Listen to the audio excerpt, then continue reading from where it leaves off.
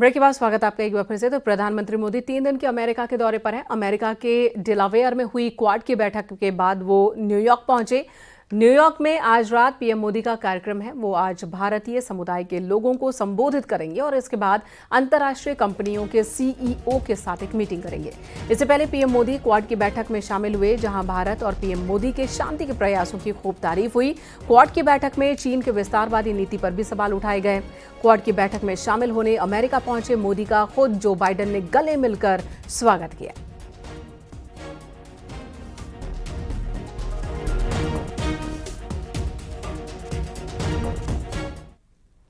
और क्वाड की बैठक के दौरान दुनिया फिर भारत की कायल हो गई। दुनिया की निगाहें भारत को विश्व गुरु की तरह देखने लगी है।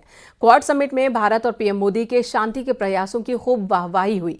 पीएम मोदी के अमेरिका दौरे के दौरान जो बाइडेन कई बार उनसे गले मिलते दिखे और इस बैठक के बाद अमेरिका और भारत के रिश्तों की मिसाल भी अब दी जा रही है। मतलब साफ है कि दुनिया में भारत की पहचान एक ताकतवर लेकिन शांति प्रिय देश के रूप में उभरी है और इसकी छाप पीएम मोदी के अमेरिका के इस दौरे पर भी दिखाई दे रही है।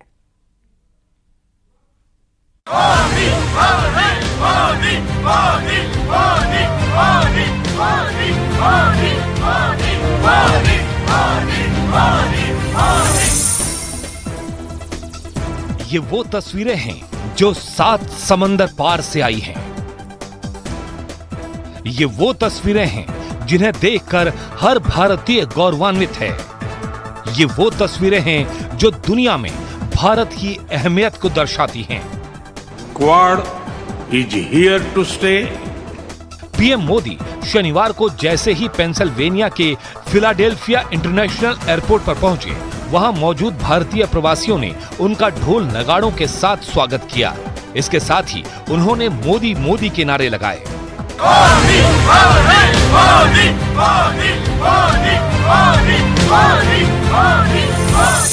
पीएम मोदी ने भारतीय समुदाय के लोगों का अभिवादन स्वीकार किया। पारंपरिक परिधान पहने भारतीय समुदाय के लोगों ने हाथों में तिरंगा थाम रखा था। इस दौरान कुछ लोगों ने पीएम मोदी का ऑटोग्राफ भी लिया, जिसके बाद वो क्वाड देशों की बैठक के लिए रवाना हो गए। क्वाड देशों की ये बैठक अमेरिकी राष्ट्रपति जो बाइडेन के शहर डेलावेयर में हुई और वहां बाइडेन ने अपने आवाज पर मोदी का स्वागत किया।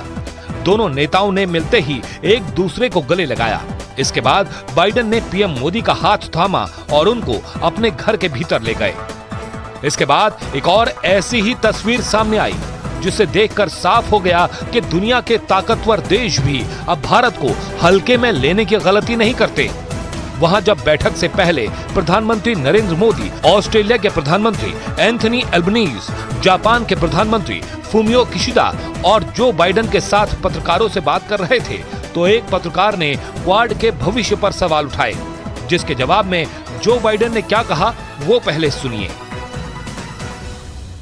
Mr. President, will the Quad survive beyond the election in November? What survive? The Quad, will it survive regardless of the outcome? Way beyond November. Way beyond November. इन तस्वीरों में भी भारत की अहमियत का साफ अंदाजा लगाया जा सकता है। जब क्वाड देशों की बात हुई तो जो बाइडेन ने क्वाड के लंबा चलने का दावा किया।